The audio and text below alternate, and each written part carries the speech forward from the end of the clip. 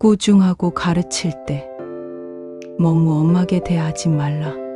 꼭 렌즈 우타이엔 여스치 간쇼 공인지약 무태엄 유사기 감수의 뜻은 남을 꾸중하고 가르칠 때 너무 엄하게 대하지 말고 상대방이 그것을 받아들이고 감당할 수 있는지 고려해야 한다는 뜻입니다.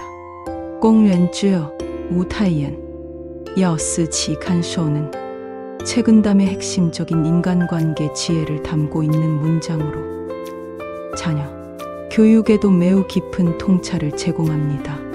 교육 심리고전의 융합에 흥미가 있는 분은 꼭 채널 등록해 다음번에 전달도 놓치지 마세요. 자녀에게 꾸중하고 가르칠 훈계를 받아들이고 감당할 수 있는지 어떻게 알 수 있을까요? 우선 관찰을 통해 알 수 있는 신호들이 있습니다. 첫째, 감정 반응을 체크하기입니다. 눈물이 나는가? 표정이 얼어붙는가? 고개를 숙이거나 입을 다무는가? 감정이 과도하게 반응하면 받아들일 준비가 덜 된 상태입니다. 둘째, 반응의 언어와 태도입니다. 알겠어요라고 하더라도 억지로 억눌러 말하는지 방어적인지 살펴보세요. 반항반박, 침묵, 회피 등은 감당이 어렵다는 신호일 수 있습니다. 셋째, 이전의 피드백 수용력 기준을 참고해야 합니다. 이전에도 같은 방식의 훈계를 잘 받아들였는지, 거부했는지, 과거 반응을 참고하세요. 넷째, 연령과 발달 수준을 고려해야 합니다. 초등 저학년은 추상적 개념보다 구체적 상황으로 훈계해야 감당이 가능합니다. 사춘기의 경우는 자존감이 예민함으로 직접적 표현은 역효과일 수 있습니다. 어떻게 해야 자녀가 부모의 훈계를 받아들이고 감당할 수 있을까요? 우선 실천 가능한 방법으로 접근해야 합니다.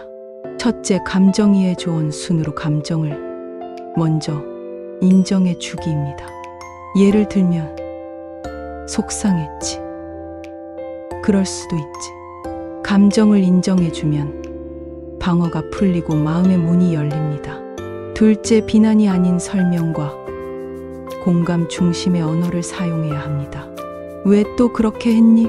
라고 하지 말고 무슨 생각이었는지 궁금해라고 해야 합니다. 또 실망이야 라고 하지 말고 그 상황에서 어려웠겠다. 그런데 이 부분은 이렇게 하면 좋겠어 라고 해야 합니다. 셋째, 직접적인 말보다 덜 위협적 비유나 이야기를 활용해야 합니다. 책은담의 고사, 동화, 일화 등을 통해 간접적으로 메시지를 전달하면 감당이 쉬워집니다. 예를 들면 이런 상황은 마치 와 같아. 이런 선택을 하면 어떤 결과가 나올까? 라는 식으로 말해야 합니다. 넷째, 사후 피드백 및 회복의 대화도 중요합니다. 꾸중 후 일정 시간이 지나 감정이 가라앉은 후 아까는 이런 마음이었어. 너도 그랬을까? 라고 대화하면 상처가 남지 않고 학습 효과가 커집니다. 다섯째, 훈계 시간은 짧고 명료하게 해야 합니다. 훈계는 길어질수록 방어심이 커지고 집중력이 떨어지므로 핵심만 간단히 전하는 것이 좋습니다. 요약하자면 자녀가 감당 가능한 상태인가를 확인할 때는 표정, 언어, 이전 반응, 연령 수준을 관찰하세요. 감당 가능한 방식으로 훈계하려면 감정 인정 공감 언어, 간접 예시 짧고 명료하게 전달하세요. 이 말씀은 결국 훈계는 가르침이 아니라 소통이라는 교훈을 담고 있습니다. 감정을 읽고 상태를 고려하고 날의 무게를 조절할 때 진정한 교육이 시작됩니다. 성인 자녀와의 대화는 이제 가르침이 아닌 동반자적 소통으로 바뀌어야 합니다. 이 고전 구절 우타이엔 야오스 지칸쇼는 결국 훈계의 기술이 아니라 관계의 미덕을 말해주는 명문입니다. 결혼한 성인 자녀가 부모의 훈계를 받아들이고 감당할 수 있는지 어떻게 알 수 있을까요? 성인 자녀는 훈계를 가르침이 아니라 간섭으로 받아들일 가능성이 더 크기 때문에 관계의 기류와 대화 반응을 정밀하게 읽는 것이 필요합니다. 성인이 된 자녀, 특히 이미 결혼한 자녀는 독립된 인격체이자 하나의 가정의 중심이 되므로 훈계의 방식과 그 수용 여부는 미성년 자녀와 전혀 다르게 접근해야 합니다. 첫째, 표면 반응보다는 대화의 기류에 집중하세요. 눈을 피하거나 짧게 대꾸하거나 말끝을 흐리는 반응은 심리적으로 감당이 어려운 상태일 수 있습니다. 반대로 질문을 되묻거나 자신의 입장을 설명하려 하면 받아들일 준비가 된 상태일 수 있습니다.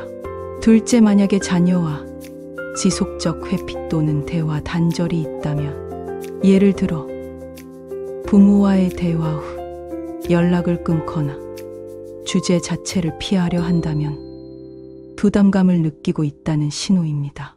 셋째, 상대의 현재 삶의 안정도, 스트레스 수준 등을 살펴야 합니다. 결혼 초기, 육아, 경제적 불안 등으로 자녀의 심리적 여유가 적을수록 부모의 조언을 감당하기 어렵다고 보면 됩니다. 넷째, 독립성이 강한 자녀는 훈계라는 말 자체에 저항감을 가질 수 있습니다. 평소 정서적 유대가 강한 자녀는 비교적 잘 받아들이는 경향이 있습니다. 어떻게 해야 다 큰 성인 자녀가 부모의 훈계를 받아들이고 감당할 수 있을까요? 성인 자녀에게 조언이나 충고를 효과적으로 전달하기 위해선 훈계가 아닌 대화와 존중의 제한 형태로 전환해야 합니다. 가장 효과적인 방법은 첫째, 훈계보다 질문 형태로 접근해야 합니다. 그렇게 하면 안 된다 하지 말고, 혹시 그런 방식이 힘들진 않아? 다른 방법을 생각해 본 적 있어? 라고 질문해야 합니다. 권위적 조언보다 생각할 기회를 주는 말이 훨씬 잘 받아들여집니다. 둘째, 먼저 들어주는 태도를 취해야 합니다. 본인이 말하기 전에 자녀의 입장을 충분히 듣는 것이 중요합니다. 요즘 너도 고민이 많을 텐데 어떤 점이 제일 걱정이야? 라고 듣는 것이 중요합니다. 셋째, 경험에서 나온 이야기 형식으로 전달해야 합니다. 예를 들어, 우리도 너희 나이 때 이런 고민이 있었는데, 경험을 나누는 방식은 강요보다 자연스럽게 다가가야 합니다. 넷째, 조언을 선택권과 함께 제시하기입니다. 꼭 이래야 한다가 아니, 혹시 이런 방법도 생각해 볼 수 있지 않을까? 이건 내 생각인데 너희가 결정하는 게 맞겠지 라고 해야 합니다. 다섯째, 조언의 목적은 지적이 아닌 응원임을 보여주. 말의 끝에 너를 걱정해서 그래, 항상 내 편이야 같은 문장이 들어가면 방어가 훨씬 줄어듭니다. 자녀가 훈계를 감당하지 못하는 경우 어떤 문제들이 생길까요?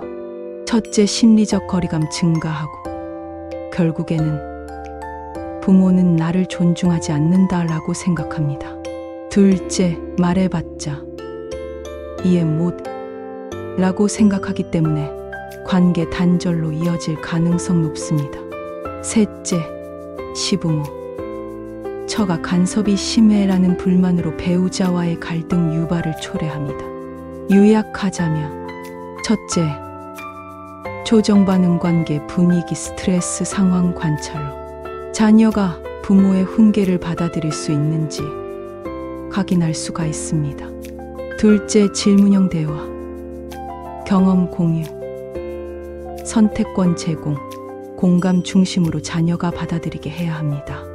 문단 입정, 教人以善, 무고가, 当时其可从, 교인이 선 무가고, 당사기 가족. 의 뜻은 선함으로 사람들을 가르치되 너무 고상하고 거만하지 말고 그들이 듣고 따를 수 있도록 해야 한다. 는 뜻입니다. 사람들에게 선을 가르칠 때 너무 고상하게 접근하면 일반 대중이 그 가르침을 현실에 적용하기 어렵고 이해하지 못할 수 있습니다. 이상적으로 너무 적거나 철학적인 내용만 전달하면 공감대 구성이 어려울 수 있습니다. 예를 들면 플라톤의 이데아로는 이상적인 철인 정치를 주장하고 있고 이상하고 고상한 이론은 현실 정치에 적용하기 매우 어렵습니다. 융테스키웨의 법의 정신도 너무 고결한 이상을 설파했지만 일반 대중은 너무 추상하는 현실과 동떨어진 개념으로 받아들여집니다. 이렇게 지나치게 엄하거나 고상하게 접근하는 것은 사람들로부터 가르침을 온전히 받아들이지 못하게 만들고 비본적인 거리감을 느끼게 합니다. 책은담의 이 글, 선함으로 사람을 가르치되 너무 고상하거나 거만하지 말고 그들이 따를 수 있고 하라저연이 산, 우고가오 당시 지거 총는 부모가 성인 자녀에게 어떻게 말하고 행동해야 하는지를 심리적 관점에서 통찰하게 해줍니다. 심리학적 접근에 보면은 첫째, 자율성의 존중 autonomy입니다. 성인이 된 자녀는 자기 삶을 선택할 권리와 책임을 갖게 됩니다. 이때 부모의 훈계가 명령이나 간섭처럼 느껴지면 심리적 저항이 생깁니다. 이건 내가 판단해야 할 일이지만 내 경험상 이런 점은 참고할 수 있을 거야. 처럼 선택권을 주는 언어가 효과적입니다. 둘째, 공감적 경청, empathic listening입니다.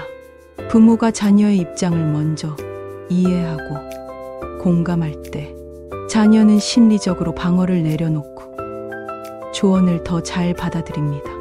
예를 들면 부모가 말을 할 때 요즘 직장에서 힘든 일 있었던 것 같더라. 자녀는 맞아요. 상사랑 좀 부딪혔어요. 라고 말합니다. 부모는 또 그런 상황에서 내가 뭘 말해도 부담일 수 있겠지만 혹시 참고될 만한 내 경험이 있어. 들어볼래? 셋째, 훈계의 방식이나 지적이 아닌 제안으로 해야 합니다. 책은담의 무과고 우고가오는 심리학에서 말하는 심리적 거리두기와도 연결됩니다.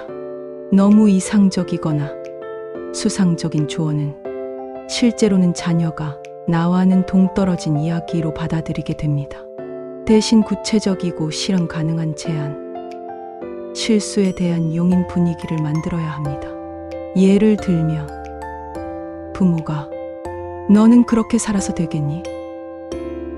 내가 너 나이 때는 집도 사고 결혼도 하고 이는 자녀의 자율성과 정체감을 위협합니다. 바꿔 말을 해보면은 내가 너보다 앞서 살다 보니 겪은 게 있어서 혹시 내 상황에 참고가 될까 해서 말해보는 건데 부담 안 느꼈으면 좋겠다.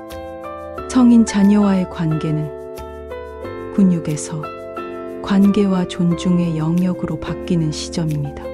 책은담의 이 문장은 오늘날 부모에게도 깊은 지침이 됩니다. 높은 말보다 낮은 배려가 자녀의 마음을 움직인다. 앞으로도 마음에 와 닿는 말과 지혜를 함께 나누고 싶습니다.